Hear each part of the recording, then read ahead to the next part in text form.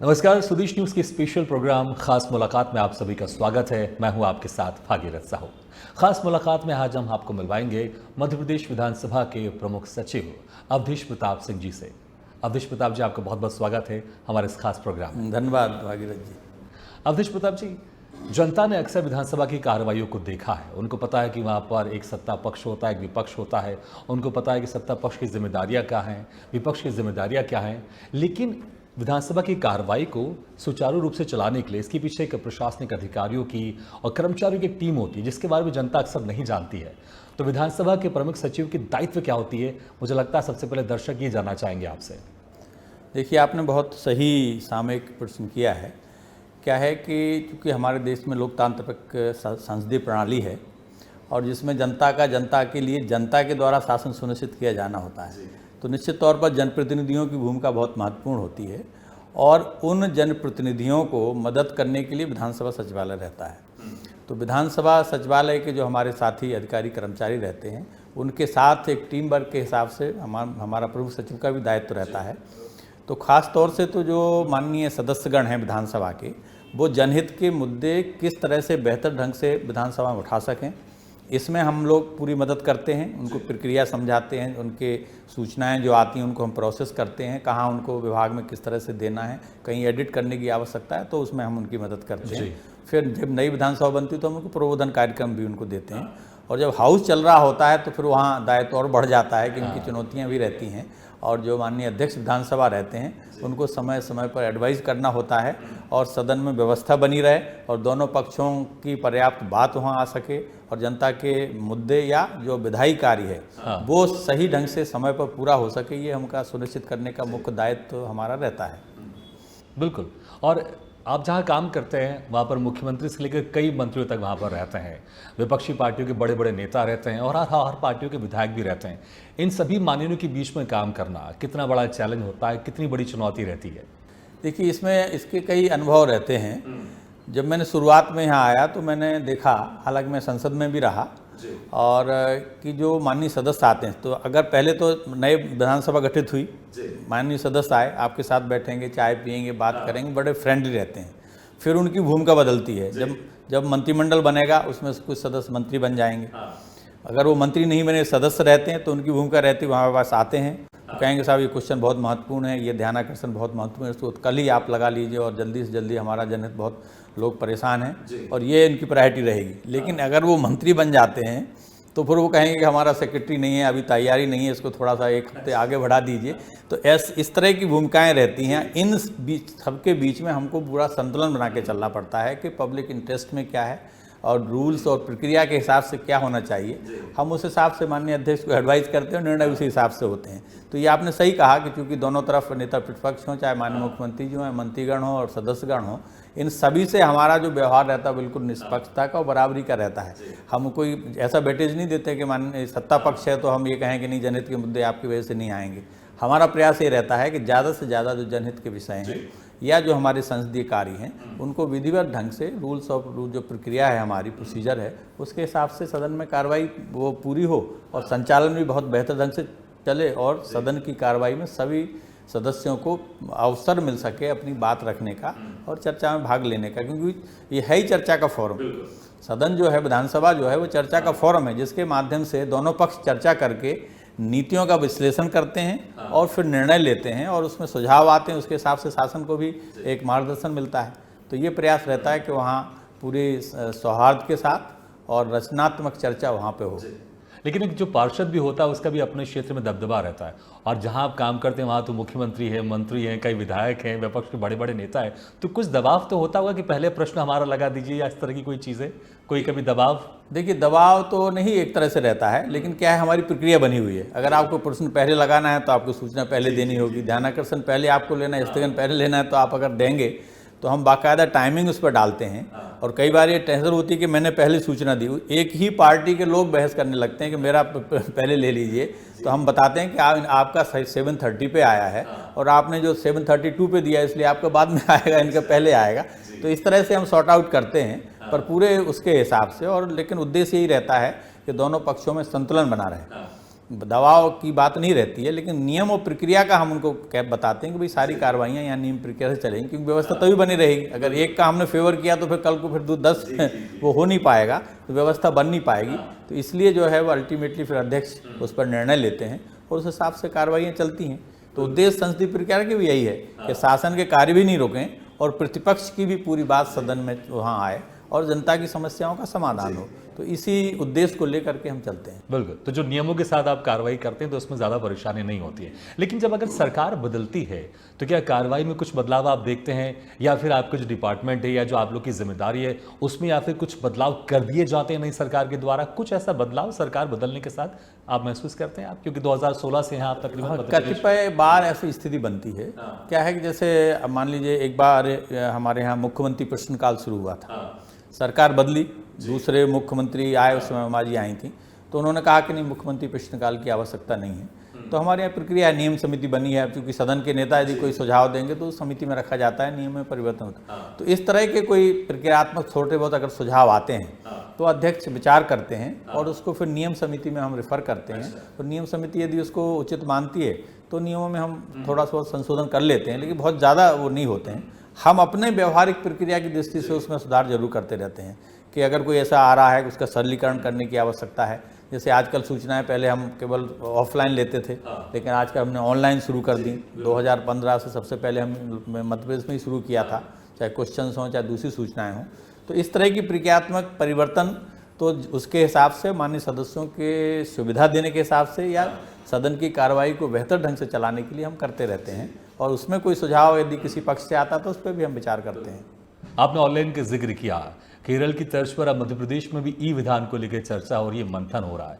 तो ये ई विधान क्या है और किस तरह से इसमें हमारे मध्य प्रदेश में विधानसभा में इसका फायदा होगा, विधायकों को इसका फायदा होगा और जनता को इससे क्या लाभ हो सकता है? देखिए, ई विधान जैसा हम जानते हैं पेपरलेस असेंबली भी उसको कहते हैं, तो मध्य प्रदेश में इसमें काफ़ी अग्रणी भूमिका रही है। हमने 2015 में ही ऑनलाइन प्रश्न लेना शुरू कर दिए थे, जबकि पूरे और प्रदेश में कहीं नहीं था, एक आध किसी स्टेट में थोड़ा बहुत शुरू किया था। धीरे धीरे हमने बढ़ाया, पहले हमने 8 विभागों को ऑनलाइन किया था, फिर 15 किया, ऐसे करके धीरे के हमने पूरे, क्योंकि जो नोडल ऑफिसर्स रहते थे विभाग, उनको भी ट्रेन करना पड़ता था कि कैसे आप रिप्लाई वापस करोगे, और मेंबर्स को भी ट्रेनिंग देनी थी कि कैसे आप ऑनलाइन क्वेश्चन दोगे, हम वहाँ भेजेंगे। तो हमने 2015 से केवल क्वेश्चंस पे शुरू किया था। धीरे धीरे हमने और प्रक्रियाओं को ऑनलाइन किया, चाहे हमारी याचिका हो, कॉलिंग अटेंशन हो, दूसरे और जो मुद्दे हैं। इसी को फिर ई विधान के माध्यम से जो भारत का संसदीय कार्य मंत्रालय है उसने लागू करने के लिए कि पेपरलेस असेंबलीज बनाई जाएं, क्योंकि मॉडर्न टेक्नोलॉजी का एरा है, इसमें इसका डिजिटल प्लेटफॉर्म का यूज कैसे किया जाए। तो उन्होंने एक वन नेशन वन विधान करके एक कंसेप्ट वहाँ नेवा करके उन्होंने नेशनल ई विधान का कॉन्सेप्ट वहाँ बनाया। पहले वहाँ की IT मिनिस्ट्री ने किया, लेकिन बाद में उसने छोड़ दिया, तो उन्होंने पार्लियामेंट्री अफेयर्स को दे दिया। तो उन्होंने एक मॉडल बना करके सभी राज्यों को कहा है कि आप इसको अडॉप्ट करके अपने यहाँ लागू करें। अब कुछ सभी राज्यों क्या है जो वो है आपकी लेजिस्लेचर प्रोसीजर्स की रूल्स हैं, कुछ हैं तो वही प्रक्रियाएँ, लेकिन कुछ भिन्नता रहती है। तो कुछ राज्यों ने तो जो जैसा उन्होंने भेजा उसी को हमने अडॉप्ट करके उसी के हिसाब से DPR बना के उसे अडॉप्ट कर दिया। कुछ राज्यों ने उसमें अपने मॉड्यूल जोड़े, अपनी आवश्यकता के हिसाब से नया कंसेप्ट उसमें बनाया।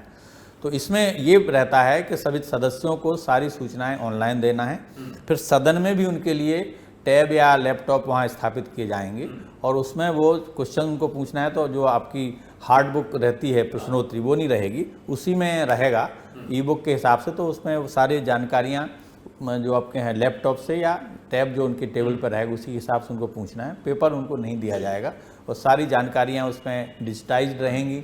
उनको कहीं से इन्फॉर्मेशन लेनी तो भी वहीं से वो ले सकते हैं। कोई डिस्कशन में किसी मान लीजिए लाइब्रेरी की किसी बुक को रेफ़र करना है तो उसके माध्यम से वो रेफ़र कर सकते हैं।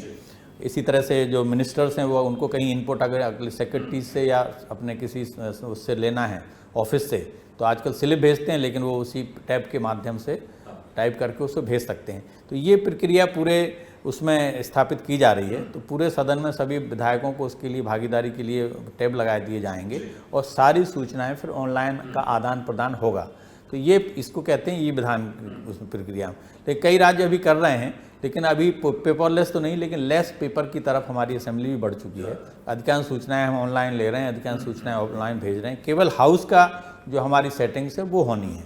तो उसके लिए हमारी ये व्यवस्था जो आपने अभी उल्लेख किया कि उसी में फिर और इन्फॉर्मेशंस हम उसमें और मॉड्यूल जोड़ रहे हैं। जैसे कि केरल ने कहा है कि हम भी उसमें जाने वाले हैं कि जनता की यदि समस्याएं, अभी तो ये होता है कि जब सदन आता है तो मेंबर्स क्वेश्चन उठाएंगे, ध्यानाकर्षण लगाएं, लेकिन अभी इस बीच में कोई गंभीर घटना घट गई और विधायक को लगता है कि हमारे क्षेत्र में बहुत गंभीर ये स्थिति बन गई है, तो उसको वो शासन को तो लिखता ही है, लेकिन वो विधानसभा को भी हमें भेज सकता है और हम फिर उसको तत्परता से एक समय सीमा में कार्रवाई की जानकारी विभाग को मंगाएंगे, तो उसमें एक बल बढ़ जाएगा और जल्दी से जल्दी जनता की समस्या का समाधान हो सकेगा।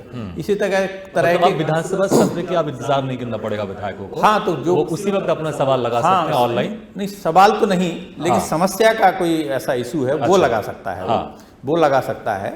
और जैसे भी आजकल हम याचिकाएं लगवाते थे, तो वो एक प्रोसीजर होता है, कमेटी होती है, उसको फॉलो करती है, विभाग को बुलाती है और फिर उसमें रिपोर्ट देती है। तो इस तरह से अगर कोई इशूज आता है तो हम उसको रिफ़र करेंगे। तो विधानसभा से कोई मामला जाता है तो उसको विभाग गंभीरता से और तत्परता से उस पर कार्रवाई करेगा। तो रिलीफ जो थोड़ा टाइम लगता था वो जल्दी जनता को मिल सकता है, ये इसमें रहेगा। इस तरह से और भी कई, जैसे जो आपके मान लीजिए क्षेत्रीय विकास निधियाँ विधायकों को दी जाती हैं, अब उनके डेवलपमेंट के कार्य में कई बार विलम्ब करती है ब्यूरोक्रेसी, कहीं अटक रहे हैं, कुछ और हो रहा है, इन्होंने रिकमेंडेशन कर दी लेकिन वो प्रॉपर उसका इम्प्लीमेंटेशन नहीं हुआ, कार्यान्वयन नहीं हो रहा।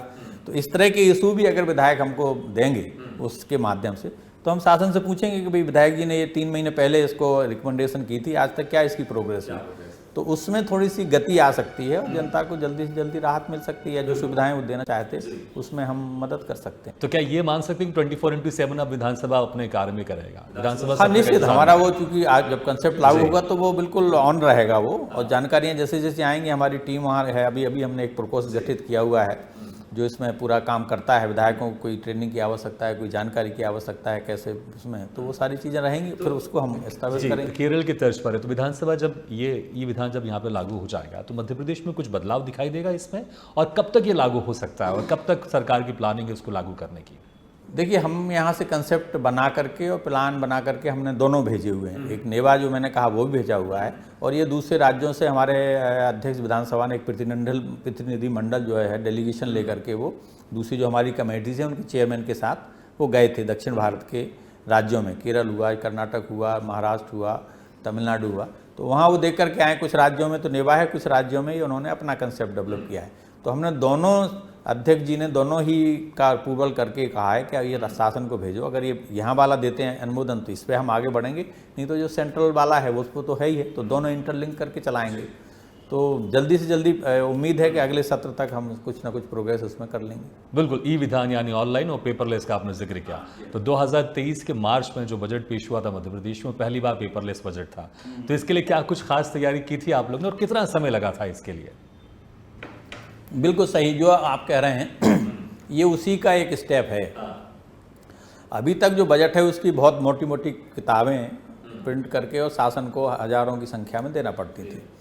तो ये वित्त विभाग ने प्रस्ताव दिया, हम लोगों ने विचार किया अध्यक्ष विधानसभा से और सारे जो दलों के नेताओं से विचार विमर्श करने के बाद ये हुआ कि हाँ, हम इसको पेपरलेस बजट ला सकते हैं। तो वित्त विभाग ने सारी तैयारी की। उन्होंने उसमें प्रक्रिया उन्होंने ये की कि जो उनको हम एक वो टैब देंगे माननीय सदस्यों को, और वो बजट जो है जो हम प्रिंट करके भेजते थे वो उसमें हम उसको फीड करके देंगे, अपलोड करके देंगे, और उसका एक कोड होगा और मेंबर्स के लिए पासवर्ड होगा। तो चूंकि क्या है वो गोपनीय रहता है जब तक कि सदन में प्रस्तुत नहीं हो जाए। तो हाउस में उसको प्रस्तुत होने के 15 मिनट पहले ही सदस्यों को वो पासवर्ड दिया गया और हाउस में पहुंच गए, उनको लैपटॉप बांट दिए गए। और उसके बाद जो है वो जब बजट प्रस्तुत हो जाता है तो जैसे कॉपी में वो देखते थे प्रिंटेड में, उसमें उन्होंने फिर अपने लैपटॉप में उसको देखा। हालांकि दोनों व्यवस्थाएं की गई, क्योंकि फर्स्ट टाइम जब कोई व्यवस्था करते हैं तो कुछ सदस्यों को नहीं सूट करता है, तो वो हमने ऑफलाइन भी यानी हार्ड कॉपीज़ भी रखी। तो वित्त विभाग ने वो भी सीमित मात्रा में उपलब्ध कराई और कुछ सदस्यों को वो भी दी गई।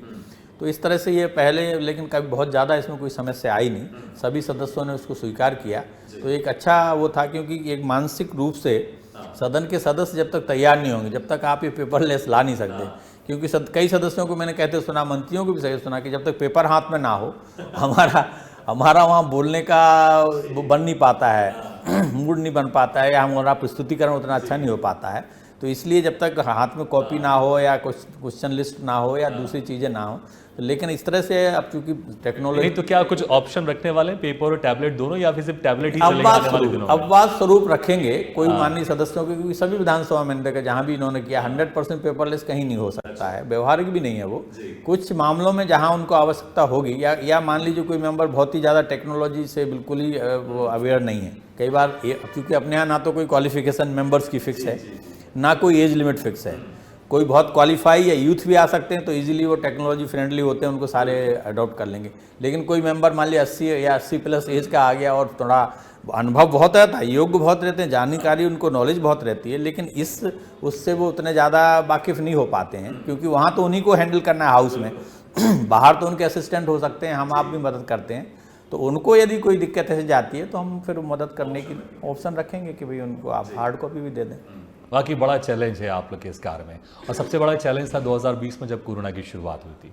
उस वक्त पूरी दुनिया बंद थी, पूरा देश बंद था, और तकरीबन 1 से 1.5 साल तक बहुत ज़्यादा परेशानी रही, और इसका असर 2 साल तक दिखाई दिया। उस वक्त भी विधानसभा की कार्रवाई चल रही थी, तो उस वक्त किस तरह की चुनौतियां थी और कैसे चुनौतियों को पार आए, और कुछ अनुभव साझा कीजिएगा, क्योंकि उस वक्त लोग घरों से बाहर निकलने से भी डरते थे, लेकिन आपको पूरे प्रदेश को चलाने के लिए अपनी जो जिम्मेदारी थी उसको निभाना पड़ता था। बिल्कुल सही कहा। उस दौरान हमने कई सत्र कंडक्ट भी कराए, क्योंकि संवैधानिक बाध्यताएं होती हैं जिसमें विधायी प्रक्रिया या विधायी कार्रवाई चलनी जरूरी भी रहती है। तो उसी को पूर्ति करने के लिए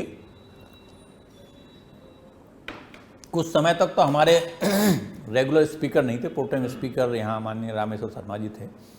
तो उनके कार्यकाल में भी चूँकि कोरोना का पीरियड था और उस समय बहुत सारी प्रिकॉशंस की आवश्यकता थी, बड़े तादाद में कैजुअलिटीज़ भी हो रही थी, मेंबर्स भी कुछ वो हो रहे थे स्वास्थ्यगत कारणों से, लेकिन ये दायित्व भी हमको निर्वहन करना था।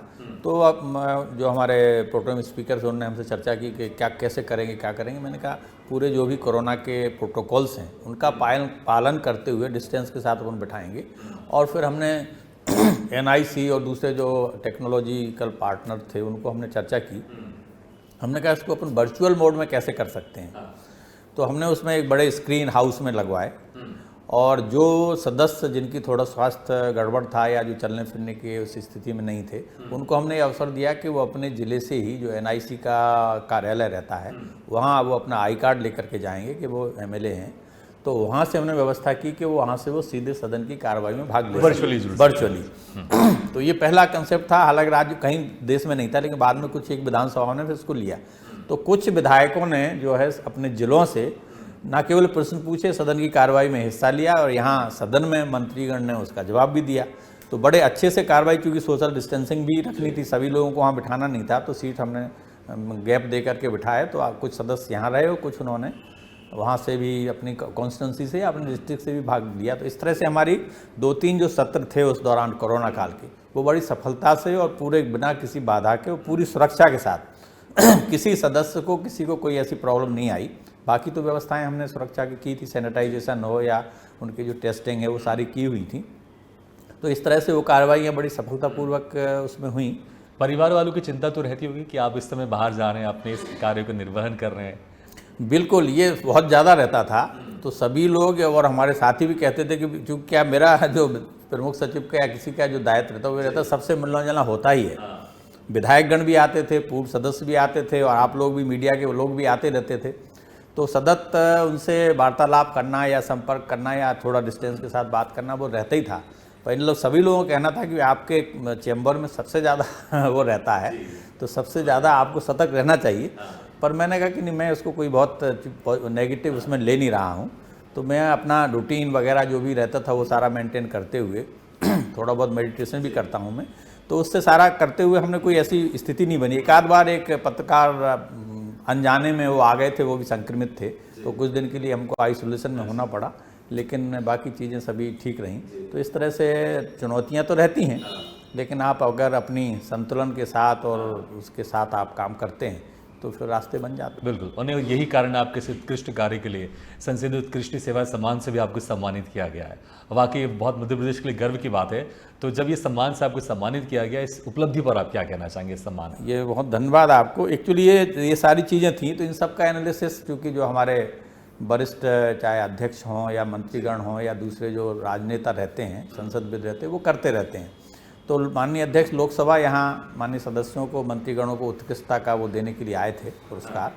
तो उसी में उन्होंने जो एक समिति बनी थी उसमें आकलन करके उन्होंने कहा कि साहब अपने विधानसभा का पूरे प्रदेश में नाम हुआ है और ऐसे ऐसे जो कार्रवाइयाँ हुई हैं, बड़ा एप्रिसिएशन मिला है। तो हमारा सबका कहना है कि इसके चूँकि संचालन में जो भूमिका रही है तो प्रमुख सचिव को इसको वो करना चाहिए। तो मुझे मालूम ही नहीं था, वो तो जब वहाँ अनाउंस होने के बाद हम तो उनके लिए गए थे, तो हमारा नाम का भी उन्होंने अनाउंस किया। तो एक उन सभी लोगों के प्रति हम कृतज्ञ भी हैं। वही तो मेरा दायित्व था, तो मैंने अपने दायित्व का निर्वहन वहाँ किया और मुझे ये संतोष भी है कि विपरीत परिस्थितियों में भी मध्य प्रदेश की विधानसभा में अपने सभी कार्य बहुत ही उसके कुशलता के साथ संचालित किए। और इस परिस्थिति में एक और आपने बहुत बेहतर काम किया, उत्कृष्ट काम किया। आपने किताब लिखी है कोरोना काल के समय विधानमंडल पद्धति एवं प्रक्रिया। तो कैसे ख्याल आया उस बीच में, क्योंकि इतनी सारी जिम्मेदारी थी आपके ऊपर, कोरोना काल भी चल रहा था, कैसे ख्याल आया कि मुझे ये किताब उस वक्त लिखनी चाहिए? और कुछ किताब के जो कुछ प्रमुख विशेषताएं उसकी ज़रूर बताइएगा आप। देखिए क्या था, जब मैं क्योंकि वहाँ पार्लियामेंट सर्विसेज से यहाँ आया तो टेम्परेरी था, कुछ पारिवारिक परेशानियाँ थी। फिर बाद में यहाँ के जो पुराने सेक्रेटरी थे, दूसरे लोगों ने कहा कि भाई अपने राज्य की सेवा करनी चाहिए, कुछ त्याग करना चाहिए, होम स्टेट है, मिलते कहाँ हैं पार्लियामेंट यहाँ। तो हम किसी तरह से विश्वनाथ मेहता जी सचिव थे, उनके कहने से कुछ समय के लिए रुके, लेकिन धीरे धीरे परिस्थितियाँ ये बनी कि वो हमको यहीं रहना पड़ा। तो जब मैं वहाँ आया तो कई बार जब विधानसभा जैसे नई गठित होती है नए सदस्यगण आते हैं, कुछ पुराने भी रहते हैं, तो उनसे एक आत्मीयता हो जाती। तो वो बार बार कहते थे आपका यार अनुभव ये कहाँ मिलता है कि जिसका संसद का भी अनुभव हो, यहाँ का भी अनुभव हो, क्योंकि मैं 7-8 साल वहाँ था। तो एक किताब क्यों नहीं लिखते, ये चूँकि जो हमारे पास किताब है वो संसदीय प्रक्रिया की है, जिसमें संसद की कार्रवाइयों का उदाहरण उसमें दिया जाता है, राज्यों का नहीं है। तो कहते आप यहाँ क्यों नहीं देते और एक सरल भाषा में लिख दो, क्योंकि बहुत सारे टर्म तो हमको समझ में ही नहीं आते हैं। ऐसी चर्चा में वो कहते रहते थे, वो बार बार हमसे कहते थे कि आपको एक लिखना चाहिए, आपको एक किताब लिखना चाहिए। लेकिन क्या है, ये लिखने के लिए बड़ा आपको कंसंट्रेशन, समय और उसकी आवश्यकता रहती है, बहुत सारे उसका आपको अध्ययन करना पड़ना, तो समय मिल नहीं पा रहा था। तो घर में भी हम चर्चा करते तो सभी लोग कहते थे नहीं करना चाहिए, तो कुछ कुछ सामग्री हम इकट्ठी करते जा रहे थे। जब ये कोरोना का पीरियड आया तो सारा लॉकडाउन की स्थिति रही, सचिवालय कार्य भी न्यूनतम स्थिति पे पहुंच गया, कभी कभी आना होता था, कभी नहीं होता था। तो हमने उसका फिर उपयोग करके हुए उसको लिखना प्रारंभ किया। घर में भी हमारे पत्नी ने एक अलग कक्ष बना दिया, उन्होंने कहा कि ये आपका कक्ष रहे, यहीं आप चाय नाश्ता खाना जो भी एक करिए, जब तक आपको पढ़ना है 4 बजे तक पढ़ना, जब तक पढ़ना पढ़िए और लिखिए। तो वहाँ हमने प्रारंभ किया। शुरू के 5-7 अध्याय हमने जो लिखे, तो हमने सोचा कि किसी जानकार से जो इसी विधि या विधायी प्रक्रिया का विशेषज्ञ हो, उससे मार्गदर्शन लेना चाहिए। तो चूँकि मिलना जुलना तो था नहीं, तो मैंने ईमेल के माध्यम से अपने जो संसद विज्ञ हैं और संविधान विशेषज्ञ हैं माननीय सुभाष कश्यप जी, उनको मैंने ईमेल भेजा और रिक्वेस्ट की कि सामने ईमेल भेजा है, ऐसा ऐसा हमने कुछ किया है, आप उसको देख करके हमको गाइड करिए। तो उनका रिप्लाई 1 हफ्ते 10 दिन में आया। उन्होंने कहा कि नहीं आपका बहुत अच्छा है, शैली भी बहुत अच्छी है, वो भी सारे कंटेंट्स भी अच्छे हैं और मुझे भी कई चीज़ें उसमें नॉलेज बढ़ाने में वो मदद हुई, तो आप इसको आगे बढ़ाइए और जल्दी से जल्दी सदस्यों को उपलब्ध होने चाहिए, ऐसा उन्होंने हमको उत्साहवर्धन किया। तो फिर हमने और उसको बाकी अध्याय भी लिखे और धीरे धीरे उसको हम पूरी करते, क्योंकि समय वो बढ़ गया, फिर 2 साल करीब हो गया, तो हमने पूरी किताब लगभग उसमें हमने लिख ली और हम धीरे धीरे उनको भेजा। तो उन्होंने कहा कि बिल्कुल ठीक है। फिर वो बोलेंगे इसका जो फॉरवर्ड है या पराकथन है वो कौन लिखेगा? तो हमने कहा अभी तो हमने तय किया नहीं है। तो बोले मैं लिख दूं क्या? तो हमने कहा साहब इससे अच्छा गौरव की बात क्या होगी अगर आप लिख देंगे। तो उन्होंने उसका पराकथन लिखा, प्रस्तावना माननीय अध्यक्ष विधानसभा ने लिखी, मुख्यमंत्री जी और सभी के संदेश। तो इस तरह से वो फिर हमने उसको विधायक गण को बताया, तो उन्होंने बड़ा अप्रिशिएट किया, उन्होंने कहा सब बहुत सरल भाषा में आपने लिखी है। तो क्या है एक्चुअली कंसेप्ट होता है, जैसे प्रश्न है, प्रश्न तो सुनने में आ गया, क्या लिंक होता क्या है, प्रक्रिया क्या होती है, उसकी कोई इजी बात वो नहीं है। जो प्रश्न आपको पूछना है उसका तरीका क्या है, जो मूल बात है वो तो लिखित में आ गई, इसमें भी आ गई, लेकिन पूछने की तरीका अलग होता है। जो आप उसमें पूछना चाहते हो वो उसमें नहीं रहना है, तो बहुत सरल शब्दों में आपने प्रक्रिया को समझा मुझे है। लगता तो है कैसे ध्यान अनुपूरक के प्रश्न करना है वो हमने उसमें क्लियर किया, ध्यानाकर्षण होता क्या है, फिर लाना कैसे वो हमने उसमें स्पष्ट किया, विधान क्या होता है, कहाँ से शुरू होता है, कैसे उसमें कितनी स्टेज में वो पारित होता है, 3 में होता है, तो आपको किस स्टेज में सदस्यों की भूमिका होती है, कहाँ आप सुझाव दे सकते हैं, कहाँ संशोधन दे सकते हैं, इसको हमने पूरा उसको विस्तार से लिखने का प्रयास किया है। जी, अब देखिए एक आखिरी सवाल, कोई आप मन की बात या दिल की बात कहना चाहें, कोई संदेश आप देना चाहें हमारे दर्शकों को, क्या कहना चाहेंगे आप? देखिए, बिल्कुल आपने मुद्दा सही कहा है। संसदीय जो लोकतंत्र है ये केवल विधानसभा का नहीं है या जनप्रतिनिधियों का नहीं है, क्योंकि जनप्रतिनिधि तो जनता चुनती है, लेकिन उसके बाद उनको ये नहीं कि चुन दिया तो फिर उसके बाद सारा दायित्व उनका है। जनता को पूरा अलर्ट रहना चाहिए। इसलिए कहते भी हैं कि constant vigilance is the cost for the democracy. सतत जागरूकता ही डेमोक्रेसी की कीमत है, मूल्य है। तो डेमोक्रेसी जब ही सत चलेगी जब जनता सतर्क रहेगी। तो उनको ये देखना चाहिए कि हमने जो जनप्रतिनिधि चुने हैं वो वास्तव में हमारे क्षेत्र की जो समस्याएं थी, विकास के कार्य थे, उनको वो किस हद तक सदन में ले गए कि नहीं ले गए, या किस हद तक पूर्ति की कि नहीं की। यदि नहीं की है तो जो संसदीय प्रक्रिया है उसकी जानकारी उनको भी होना चाहिए कि वो गाइड कर सकें कि साहब ये विषय यहाँ घटित हुई है घटना, इसको आप ध्यानाकर्षण के माध्यम से सदन में लाइए। तो जनता पूरी तरह से जागरूक रहे तो निश्चित तौर पर न केवल जनप्रतिनिधि अच्छा दायित्व निर्वहन करेंगे, बल्कि लोकतंत्र और संसदीय कार्य जो हमारी संसदीय प्रणाली है वो भी बेहतर ढंग से, प्रभावी ढंग से अपने दायित्वों का निर्वहन करेगी। और मुझे लगता है वो किताब लिखकर आपने जनता को बहुत एक ईजी एक तरीका बताया कैसे आप इन चीज़ों को समझ सकते हैं। हाँ, वो जनप्रतिनिधि और सभी के लिए उपयोगी हो सकती है जो रुचि रखते होंगे उसमें। बिल्कुल सर, बहुत बहुत शुक्रिया, आपने समय निकाल कर हमारे इस खास कार्यक्रम में शिरकत किया, बहुत बहुत शुक्रिया, बहुत धन्यवाद। Thank you very much. तो हमारे खास प्रोग्राम खास मुलाकात में इस बार हमने चर्चा की मध्य प्रदेश विधानसभा के प्रमुख सचिव अवधेश प्रताप सिंह जी से। अगले बार हम फिर किसी खास शख्सियत से मुलाकात करेंगे, तब तक के लिए दीजिए इजाजत। लेकिन खबरों का सिलसिला लगातार जारी, आप देखते रहिए स्वदेश न्यूज़, सबसे पहले देश।